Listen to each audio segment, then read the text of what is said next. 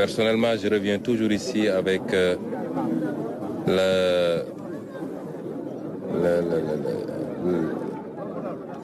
même plaisir et j'en sors avec la même satisfaction d'être chez moi, d'être accueilli en fils du terroir et de me sentir en communion avec toutes les populations du Fouta et singulièrement de Matam. Je leur transmets les vives salutations de son Excellence, Monsieur le Président de la République, avec lequel j'ai échangé pas plus tard que ce matin avant de quitter l'hôtel, qui aurait aimé être là, à ma place, d'abord pour remercier les populations de Matam pour l'accueil chaleureux qu'ils lui ont commis et qu'il lui avait réservé lors de son passage ici à l'élection présidentielle, mais surtout leur dire toutes les ambitions qu'il nourrit pour la région, pour le département, mais plus généralement pour tout le Fouta. Vous savez très bien que ce programme est une initiative de son Excellence, Monsieur le Président de la République, inscrite dans son programme et qu'il a tenu à matérialiser. Il a tenu d'ailleurs à ce que ce soit l'une de ses premières matérialisations et a voulu l'inscrire dans la durée, ce qui est le véritable défi. Parce qu'en termes d'engagement citoyen, désintéressé, en termes d'investissement humain, ce qui est constant, c'est que souvent on a du mal à tenir dans la durée, à perpétuer ces initiatives. Nous avons remarqué que depuis bientôt 5 mois que l'initiative a été lancée, les Sénégalais ont toujours répondu et continuent de répondre massivement à ces journées, qui au-delà de la symbolique,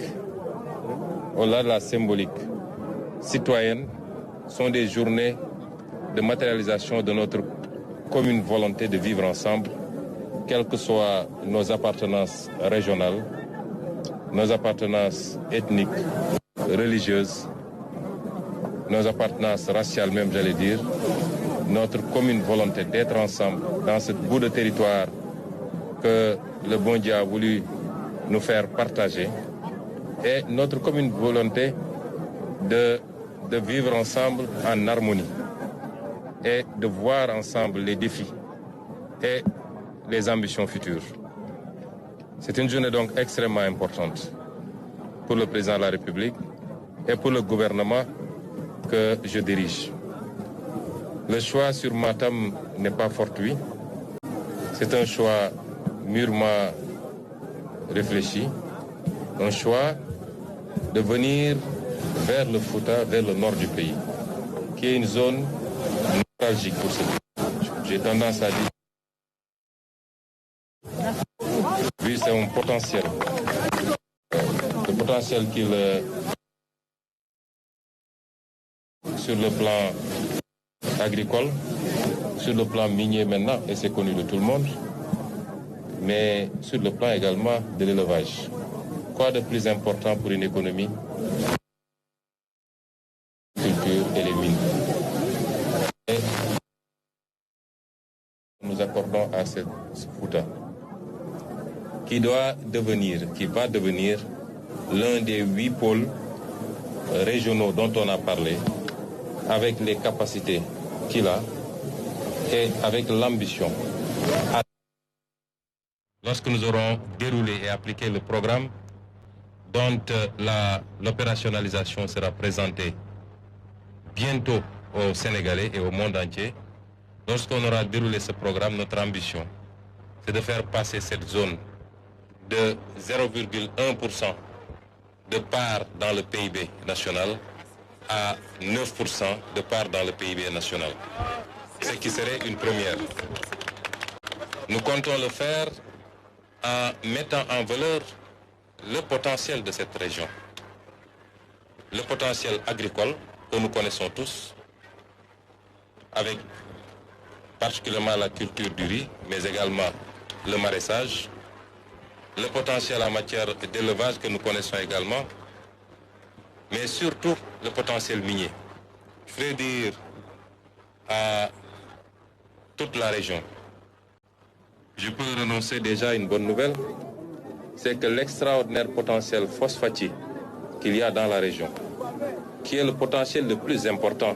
On parle beaucoup de ce qu'il y a dans la région de Thiès, qui est déjà assez important et qui est exploité au Sénégal depuis plusieurs décennies. Mais le potentiel qu'il y a ici, dans la région de Matam, est plus important que celui qu'on a dans la région de Thiès. C'est un potentiel encore vierge. Et c'est pourquoi la bonne nouvelle que je veux vous annoncer, qui est une option de notre gouvernement et du régime dirigé par le président Bassirou Diomaye Faye, c'est d'éviter les pièges du passé, les mauvaises options qui ont été faites. Pour nous, il est hors de question que ce phosphate soit extrait du sous-sol, exporté brut pour être transformé ailleurs. Notre option, c'est d'extraire et de transformer ici même, dans la région de Matam, créer ainsi une chaîne de valeur complète, l'extraction à la transformation et même à la distribution, mais pouvoir profiter de ce qu'on va produire, c'est-à-dire l'engrais phosphorique, qu'on peut produire en grande quantité pour booster l'agriculture ici au Fouta, mais partout dans le Sénégal, et exporter justement le surplus pour doter le pays de plus de capacités en termes de réserves en devises.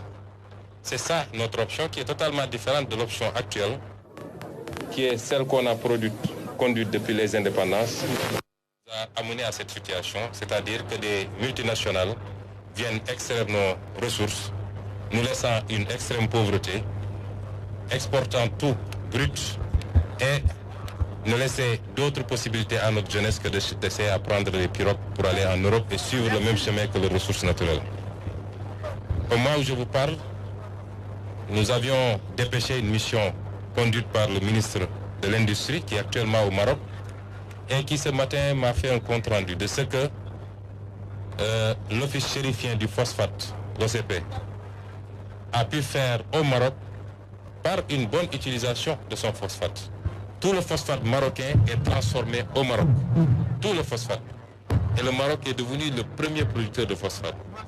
Et tout ce qui tourne autour, en dehors des engrais phosphoriques, les métaux rares, les terres rares et tous les autres produits dérivés, a permis au Maroc aujourd'hui de construire son développement en l'absence de pétrole, de gaz et de toute autre chose autour de l'exploitation du phosphate.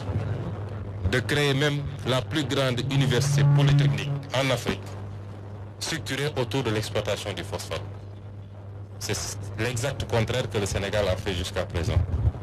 Et c'est vous dire que Matam doit devenir un centre névralgique, un poumon économique du Sénégal, porté par l'exploitation du phosphate, la transformation industrielle, mais surtout une bonne utilisation des produits qui ressortiront de cette exploitation, notamment l'engrais phosphorique, pour booster l'agriculture et faire de sorte que les Matamois n'aient plus à faire l'exode rural, a fortiori à essayer de sortir du pays par des voies non appropriées.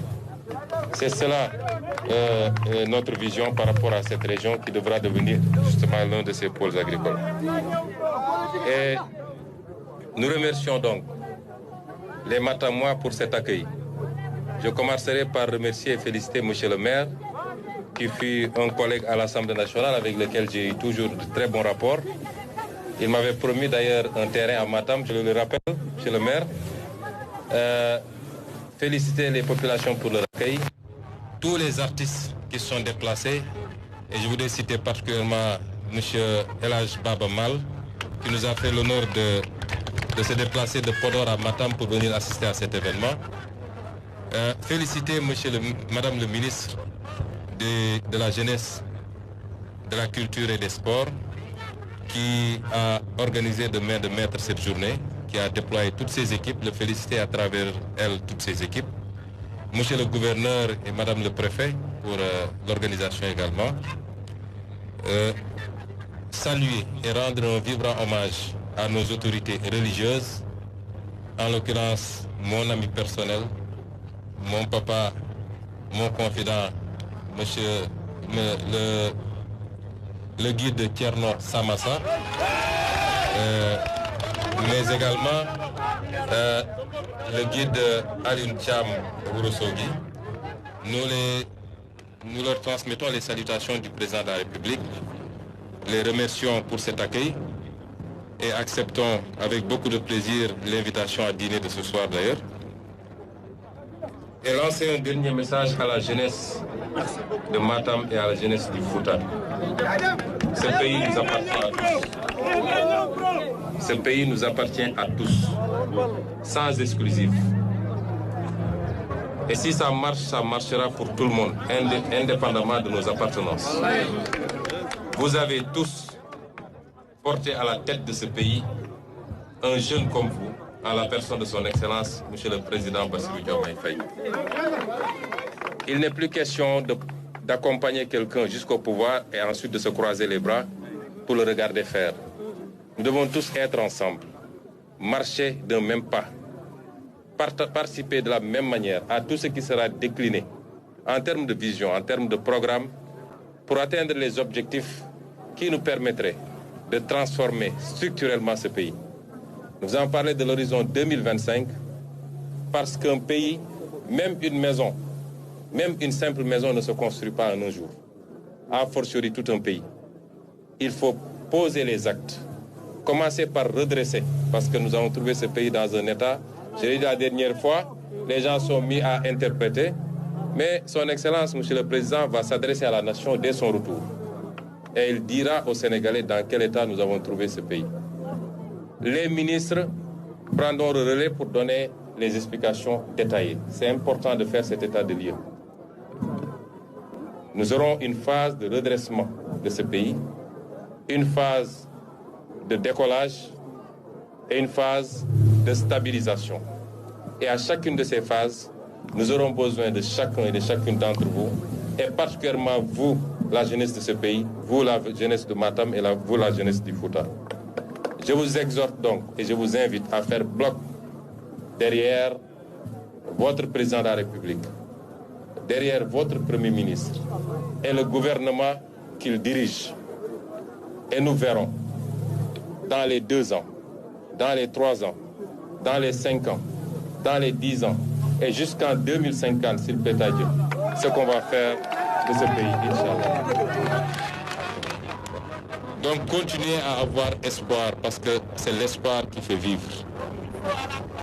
Mais ce n'est pas un espoir utopique, c'est un espoir qui sera adossé sur la qualité des actes que nous allons poser tous les jours, toutes les minutes, toutes les secondes, et vous assurer que nous ne passons aucune seconde sans penser à vous. Je le disais tout à l'heure à Elhadji Baba Mal, je lui ai dit, nous n'avons pas le droit d'échouer, non pas parce que ça relève de notre fierté, mais parce que nous le devons à cette jeunesse, nous le devons à ce pays qui nous a portés, qui nous a soutenus et qui s'est beaucoup battu pour nous. Je vous remercie. Monsieur le ministre, je vous pose une question politique. Matam, jusqu'à présent, n'a pas de nomination. Que pensez-vous de ça? Il y a des cadres de Matam dans PASTEF. Jusqu'à présent, ils n'ont pas encore eu de nomination. Vous ne connaissez pas Matam, Dr Sen est là, il a été nommé récemment. Daïrouba est là. Arrêtez ce débat, il y a énormément de nominations. Fausses informations aux populations. Aucun département n'a eu plus de nominations que Matam. Maintenant, s'il y a des gens que vous voulez faire nommer vous et qui n'ont pas été nommés, ça ne veut pas dire que... Non, attendez, ça et moi je ne fais aucune question. On a intoxiqué pour faire croire que ce gouvernement délaisse Matam, ce qui est faux. Même lors de la Tabaski, on a voulu faire croire aux gens qu'il n'y a aucun bus prévu pour Matam. Il faut que ça s'arrête. Nous n'avons pas de problème. Les politiciens qui ont instrumentalisé cette fibre pendant longtemps et qui n'ont rien fait à Matam,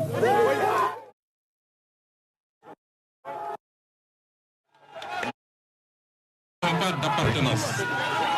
Nous gérons un pays et chaque Sénégalais a la même importance qu'un autre.